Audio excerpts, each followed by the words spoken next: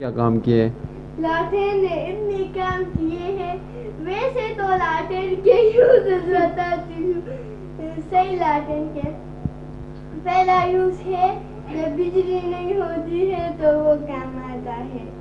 खेतों में जब रात होती है तो वो काम आता है। जब खेतों में कोई साइकिल लेकर जाता है वो काम आता है।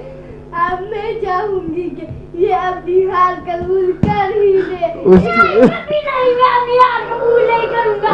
उसकी बात तो सुन लो ना। हाँ, अभी पीटीआई के फायदे बताओ, बेट के फायदे बताओ। बताओ। अगर तुम्हें हिम्मत है तो 10 अभी के अभी बता कर दिखा। जब बता कर दिखा मैं हुई। हाँ शाबा, मम्मी क्या बोलूंगा?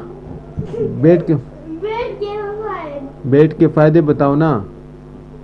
बेट जानते हो बेट कौन सा है?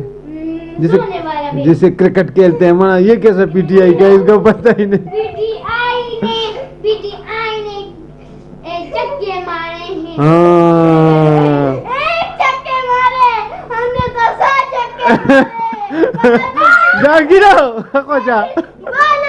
चक्के मारे। चुप, बस वायलेंस नहीं, बैठ जाओ।